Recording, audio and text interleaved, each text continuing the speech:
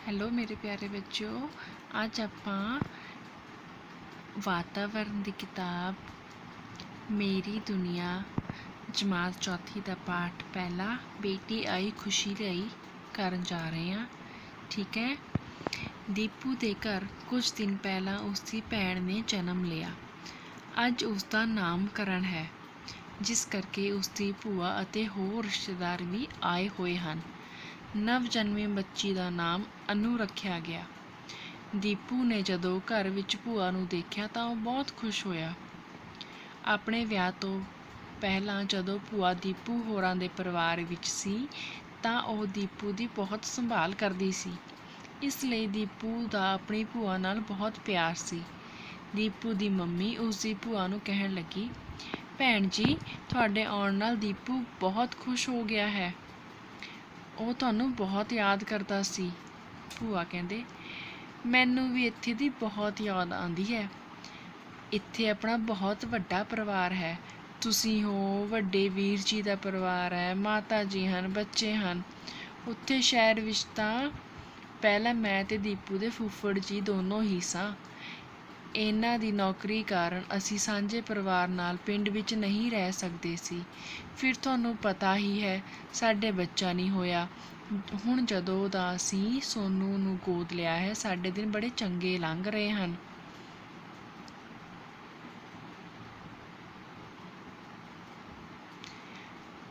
ਅੱਗੋਂ ਮੰਮੀ ਕੀ ਕਹਿੰਦੇ ਨੇ ਦੀਪੂ ਦੇ, ਪਹਿਲਾਂ ਤਾਂ ਸਾਰੇ ਸਾਂਝੇ ਪਰਿਵਾਰ ਹੀ ਹੁੰਦੇ ਸਨ। ਸਾਂਝੇ ਪਰਿਵਾਰਾਂ ਦੇ ਬਹੁਤ ਲਾਭ ਸਨ। ਇਹਨਾਂ ਵਿੱਚ ਬੱਚੇ ਪਾਲਣੇ ਬੜੇ ਸੌਖੇ ਹੁੰਦੇ ਸਨ। ਸਿਆਣੇ ਬਜ਼ੁਰਗਾਂ ਦੀ ਨਿਗਰਾਨੀ ਵਿੱਚ ਬੱਚੇ ਸੁਰੱਖਿਅਤ ਰਹਿੰਦੇ ਸਨ ਅਤੇ ਸਿਆਣਿਆਂ ਦਾ ਰੋਹਬ ਵੀ ਹੁੰਦਾ ਸੀ, ਜਿਸ ਕਾਰਨ ਬੱਚੇ ਵਿਗੜਦੇ ਵੀ ਨਹੀਂ ਸਨ।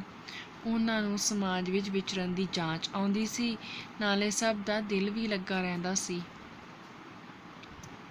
ਭੂਆ, ਮੈਂ ਤਾਂ ਸਾਂਝੇ ਪਰਿਵਾਰ ਵਿੱਚ ਹੀ ਰਹਿਣਾ ਚਾਹੁੰਦੀ ਸੀ, ਪਰ ਇਹਨਾਂ ਦੀ ਨੌਕਰੀ ਦੀ ਮਜਬੂਰੀ ਸੀ। ਕਿੱਥੇ ਆਪਣਾ ਐਡਾ ਵੱਡਾ ਪਰਿਵਾਰ ਅਤੇ ਕਿੱਥੇ ਸਿਰਫ 3 ਜੀਆਂ ਨੇ ਹੀ ਰਹਿਣਾ।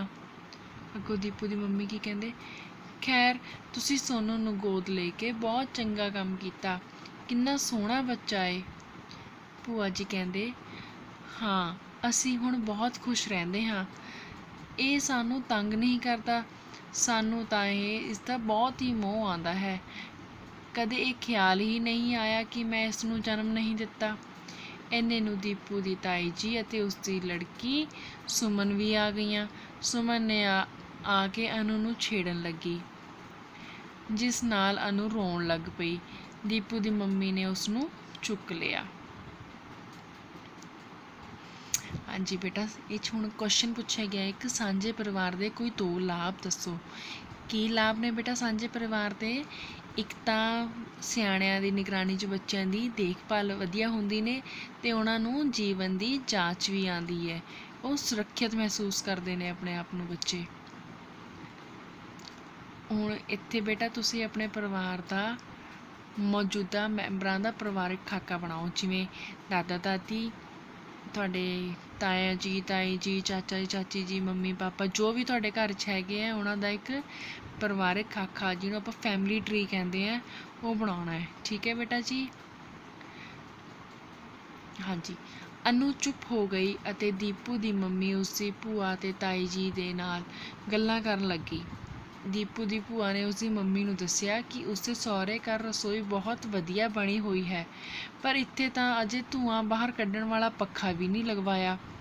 ਦੀਪੂ ਦੀ ਮੰਮੀ ਨੇ ਦੱਸਿਆ ਕਿ ਉਸਨੇ ਤਾਂ ਬਹੁਤ ਵਾਰ ਕਿਹਾ ਹੈ, ਪਰ ਦੀਪੂ ਦੇ ਪਾਪਾ ਮੰਨਦੇ ਹੀ ਨਹੀਂ। ਉਹ ਸਾਰਾ ਖਰਚ ਆਪਣੀ ਮਰਜ਼ੀ ਨਾਲ ਹੀ ਕਰਦੇ ਹਨ। ਭੂਆ ਕਹਿਣ ਲੱਗੀ, ਵੀਰ ਜੀ ਦੀ ਇਹ ਗੱਲ ਤਾਂ ਠੀਕ ਨਹੀਂ। ਸਭ ਦੀ ਸਲਾਹ ਨਾਲ ਹੀ ਘਰ ਚਲਾਉਣਾ ਚਾਹੀਦਾ ਹੈ। ਜੇ ਉਹ ਦਫ਼ਤਰ ਜਾਂਦੇ ਹਨ ਤਾਂ ਤੁਸੀਂ ਕਿਹੜਾ ਵਿਹਲੇ ਬੈਠੇ ਰਹਿੰਦੇ ਹੋ? ਤੁਸੀਂ ਸਾਰਾ ਦਿਨ ਘਰ ਦਾ ਕੰਮ ਕਰਦੇ ਹੋ। ਮੈਂ ਤਾਂ ਕਹਿੰਦੀ ਹਾਂ ਕਿ ਤੁਸੀਂ ਸਿਲਾਈ ਮਸ਼ੀਨ ਲੈ ਆਓ। ਕੱਪੜੇ ਸਿਉਣਾ ਤਾਂ ਤੁਸੀਂ ਜਾਣਦੇ ਹੀ ਹੋ। ਤੁਹਾਡੇ ਕੋਲ ਕੁਝ ਪੈਸੇ ਆਉਣਗੇ ਤਾਂ ਤੁਸੀਂ ਆਪਣੀ ਲੋੜ ਦੀ ਚੀਜ਼ ਲੈ ਸਕੋਗੇ। ਦੀਪੂ ਦੀ ਮੰਮੀ ਨੇ ਕਿਹਾ, ਭੈਣ ਜੀ ਗੱਲ ਤਾਂ ਤੁਹਾਡੀ ਠੀਕ ਹੈ, ਮੈਂ ਵੀ ਇਹੀ ਸੋਚਦੀ ਹਾਂ, ਪਰ ਅਜੇ ਅਨੂ ਨਿੱਕੀ ਹੈ, ਇਸ ਲਈ ਹੋਰ ਕੰਮਾਂ ਵਾਸਤੇ ਸਮਾਂ ਨਹੀਂ ਬਚਦਾ। थोड़ी वड्डी हो जावे तां इसे तरह करांगे। कुछ देर बाद दीपू दे घर उसका दोस्त हैप्पी आ गया। दीपू अते हैप्पी इकट्ठियां रोटी खाण लगे। दीपू ਦੀ ਦਾਦੀ ਇਹ ਵੇਖ ਕੇ ਨਾਰਾਜ਼ ਹੋ ਰਹੀ ਸੀ। दीपू ਦੀ ਮੰਮੀ ਕਹਿਣ ਲੱਗੀ, ਮਾਂ ਜੀ ਤੁਸੀਂ ਕਿਉਂ ਦੁਖੀ ਹੋ ਰਹੇ ਹੋ? दीपू ਦਾ ਇਹ ਦੋਸਤ ਬਹੁਤ ਚੰਗਾ ਲੜਕਾ ਹੈ। ਇਹ ਪੜ੍ਹਾਈ ਵਿੱਚ ਵੀ ਬਹੁਤ ਹੁਸ਼ਿਆਰ ਹੈ। ਮੈਂ ਤਾਂ ਸਗੋਂ ਕਹਿੰਦੀ ਹਾਂ ਕਿ दीपू ਇਸੇ ਲੜਕੇ ਨਾਲ ਰਹੇ ਤਾਂ ਇਹ ਵੀ ਸਿਆਣਾ ਬੱਚਾ ਬਣਿਆ ਰਹੇਗਾ। ਦਾਦੀ, ਪਰ ਮੈਨੂੰ ਪਤਾ ਲੱਗਾ ਕਿ ਇਹ ਹੋਰ ਜਾਤ ਦਾ ਲੜਕਾ ਹੈ। ਇਸ ਨਾਲ ਇਕੱਠੇ ਖਾਣਾ ਤਾਂ ਮੈਨੂੰ ਬਹੁਤ ਹੀ ਬੁਰਾ ਲੱਗਦਾ ਹੈ। ਸਾਡੇ ਵੇਲੇ ਤਾਂ ਇਉਂ ਖਾਣ ਪੀਣ ਨਹੀਂ ਸੀ ਹੁੰਦਾ। ਮੰਮੀ ਕਹਿੰਦੇ, ਮਾਤਾ ਜੀ ਹੁਣ ਜ਼ਮਾਨਾ ਬਦਲ ਗਿਆ ਹੈ। ਇਸ ਦੇ ਦੋਸਤ ਚੰਗੇ ਆਚਰਣ ਵਾਲੇ ਹੋਣੇ ਚਾਹੀਦੇ ਹਨ। ਉਹ ਕਿਸੇ ਵੀ ਧਰਮ ਜਾਂ ਜਾਤ ਦੇ ਹੋਣ। ਇਸ ਨਾਲ ਕੋਈ ਫਰਕ ਨਹੀਂ ਪੈਂਦਾ ਕਿ ਉਹ ਕਿਸ ਧਰਮ ਜਾਂ ਜਾਤ ਵਿੱਚ ਜਨਮਿਆ ਹੈ।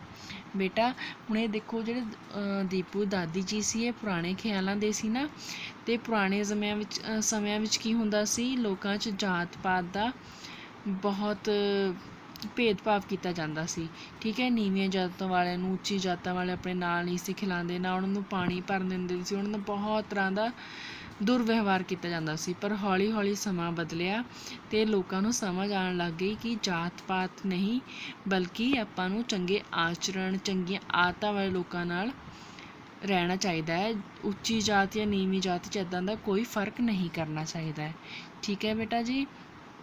ਅੱਗੇ ਇਸ ਪਾਠ ਵਿੱਚ ਆਪਾਂ ਨੂੰ ਯਾਦ ਰੱਖਣ ਯੋਗ ਕਿਹੜੀਆਂ ਗੱਲਾਂ ਨੇ ਜੋ ਆਪਾਂ ਇਸ ਪਾਠ ਵਿੱਚੋਂ ਸਿੱਖੀਆਂ ਨੇ? ਬੱਚੇ ਦੇ ਜਨਮ ਜਾਂ ਗੋਦ ਲੈਣ ਨਾਲ ਪਰਿਵਾਰ ਦੇ ਮੈਂਬਰਾਂ ਦੀ ਗਿਣਤੀ ਵੱਧ ਜਾਂਦੀ ਹੈ। ਜਦੋਂ ਕਿਸੇ ਕੁੜੀ ਦਾ ਵਿਆਹ ਹੋ ਜਾਂਦਾ ਹੈ ਤਾਂ ਪਰਿਵਾਰ ਦੇ ਮੈਂਬਰਾਂ ਦੀ ਗਿਣਤੀ ਘੱਟ ਜਾਂਦੀ ਹੈ ਨਾ। ਜਿਵੇਂ ਜਦ ਦੀਪੂ ਦੀ ਬੂਆ ਜੀ ਦਾ ਵਿਆਹ ਹੋ ਗਿਆ ਅਤੇ ਉਹ ਵਿਆਹ ਹੋ ਕੇ ਇਸ ਘਰ ਤੋਂ ਚਲੇ ਗਏ ਤਾਂ ਉਹਨਾਂ ਦੇ ਪਰਿਵਾਰ ਦੇ ਮੈਂਬਰਾਂ ਦੀ ਗਿਣਤੀ ਘੱਟ ਗਈ ਸੀ, ਹੈ ਨਾ। ਅਤੇ ਜਦ ਦੀਪੂ ਦੀ ਭੈਣ ਦਾ ਜਨਮ ਹੋਇਆ ਅਤੇ ਉਸ ਦੇ ਜਨਮ ਦੇ ਨਾਲ ਉਹਨਾਂ ਦੇ ਪਰਿਵਾਰ ਦੇ ਮੈਂਬਰਾਂ ਦੀ ਗਿਣਤੀ ਵੱਧ ਗਈ। ਮੁੰਡੇ ਦੇ ਵਿਆਹ ਮਗਰੋਂ ਨਵੀਂ ਵਹੁਟੀ ਦੇ ਆਉਣ ਨਾਲ ਗਿਣਤੀ ਵੱਧ ਜਾਂਦੀ ਹੈ। ਠੀਕ ਹੈ, ਸਾਂਝੇ ਪਰਿਵਾਰਾਂ ਵਿੱਚ ਰਹਿਣਾ ਜ਼ਿਆਦਾ ਫਾਇਦੇਮੰਦ ਅਤੇ ਸੁਰੱਖਿਅਤ ਹੈ। ਸਾਨੂੰ ਪਰਿਵਾਰ ਦੀ ਸਲਾਹ ਨਾਲ ਹੀ ਖਰਚ ਕਰਨਾ ਚਾਹੀਦਾ ਹੈ। ਜਿਵੇਂ ਦੀਪੂ ਦੇ ਪਿਤਾ ਜੀ ਕਿਆ ਕਰਦੇ ਸੀ, ਉਹ ਆਪਣੀ ਮਰਜ਼ੀ ਨਾਲ ਖਰਚ ਕਰਦੇ ਸੀ ਨਾ, ਜਿਵੇਂ ਅਤੇ ਦੀਪੂ ਦੀ ਮੰਮੀ ਨੂੰ ਚਾਹੀਦਾ ਸੀ ਰਸੋਈ 'ਚ ਪੱਖਾ, ਪਰ ਉਹ ਆਪਣੀ ਮਰਜ਼ੀ ਨਾਲ ਹੀ ਆਪਣਾ ਖਰਚਾ ਕਰਦੇ ਸੀ, ਇਸ ਕਰਕੇ ਉਹਨਾਂ ਦੀ ਗੱਲ ਨਹੀਂ ਸੀ ਮੰਨੀ ਹੈਗੀ। ਸਾਨੂੰ ਇਸਤਰੀਆਂ ਵੀ ਅੱਜ ਕੱਲ੍ਹ ਮਰਦਾਂ ਦੇ ਬਰਾਬਰ ਕੰਮ ਵਿੱਚ ਹਿੱਸਾ ਲੈ ਰਹੀਆਂ ਹਨ, ਹੈ ਨਾ। ਜਿਵੇਂ ਹੁਣ ਤੁਹਾਡੀਆਂ ਮੰਮੀਆਂ ਵੀ ਬਾਹਰ ਜਾ ਕੇ ਕੰਮ ਕਰਦੇ ਨੇ, ਜਿਵੇਂ ਨਰੇਗਾ ਲੱਗੀ ਹੋਈ ਤਾਂ ਉਹਨਾਂ ਜਾ ਕੇ ਉਹ ਕੰਮ ਕਰਦੇ ਨੇ। ਜਿਵੇਂ ਤੁਹਾਡੇ ਪਿਤਾ ਜੀ ਵੀ ਬਾਹਰ ਜਾ ਕੇ ਕੰਮ ਕਰਦੇ ਨੇ, ਪੈਸਾ ਕਮਾਉਂਦੇ ਨੇ, ਐਵੇਂ ਹੀ ਅੱਜ ਕੱਲ੍ਹ ਤੁਹਾਡੀਆਂ ਮੰਮੀਆਂ ਵੀ ਕਰਦੀਆਂ ਨੇ। ਹੁਣ ਜਿਵੇਂ ਮੈਂ ਵੀ ਤੁਹਾਨੂੰ ਪੜ੍ਹਾਉਂਦੀ ਹਾਂ, ਮੈਂ ਆਪਣੇ ਘਰ ਤੋਂ ਬਾਹਰ ਨਿਕਲ ਕੇ ਕੰਮ ਕਰ ਰਹੀ ਹਾਂ ਨਾ ਤੁਹਾਨੂੰ ਪੜ੍ਹਾਉਣ ਦਾ, ਹੈ ਨਾ। ਅਤੇ ਮੈਂ ਵੀ ਜਿਵੇਂ ਕੰਮ ਕਰ ਰਹੀ ਹਾਂ, ਬਾਹਰ ਆ ਰਹੀ ਹਾਂ, ਇੱਦਾਂ ਸਾਰੀਆਂ ਜਿਹੜੀਆਂ ਤੁਹਾਡੀ ਮੰਮੀ ਹੈ, ਦਾਦੀ ਹੈ, ਸਾਰੇ ਲੋਕ ਅੱਜ ਕੱਲ੍ਹ ਬਰਾਬਰ, ਇਸਤਰੀਆਂ ਵੀ ਬਰਾਬਰ ਕੰਮ ਕਰ ਰਹੀਆਂ ਹਨ। ਘਰੇਲੂ ਕੰਮ ਕਰ ਰਹੀਆਂ ਔਰਤਾਂ ਦਾ ਕੰਮ ਵੀ ਬਹੁਤ ਜ਼ਿਆਦਾ ਹੁੰਦਾ ਹੈ। ਹੁਣ ਜਿਵੇਂ ਦੀਪੂ ਦੀ ਮੰਮੀ ਸੀ, ਚਾਹੇ ਉਹ ਘਰ ਵਿੱਚ ਹੀ ਸੀ, ਪਰ ਉਹਨਾਂ ਦੇ ਕੋਲ ਵੀ ਕਿੰਨਾ ਕੰਮ ਹੁੰਦਾ ਸੀ ਨਾ ਕਰਨ ਵਾਲਾ। ਸਾਰੇ ਦਿਨ ਉਹਨਾਂ ਨੂੰ ਦੀਪੂ ਦੀ ਭੈਣ ਨੂੰ ਵੀ ਸੰਭਾਲਣਾ ਹੁੰਦਾ ਸੀ ਅਤੇ ਘਰ ਦੇ ਕੰਮ ਵੀ ਕਰਨੇ ਹੁੰਦੇ ਸੀ। ਠੀਕ ਹੈ, ਹੁਣ ਤੁਹਾਨੂੰ ਸਮਝ ਲੱਗੀ ਇਸ ਪਾਠ ਦੀ। ਅਤੇ ਇਸ ਵਿੱਚੋਂ ਜਿਹੜੇ ਅੱਗੇ ਪ੍ਰਸ਼ਨ ਉੱਤਰ ਨੇ, ਅਭਿਆਸ ਨੇ, ਉਹ ਮੈਂ ਤੁਹਾਨੂੰ ਅੱਗੇ ਉਹਨਾਂ ਦੀ ਫੋਟੋ ਭੇਜ ਦਿਆਂਗੀ। ਠੀਕ ਹੈ ਬੇਟਾ, ਓਕੇ ਬਾਏ।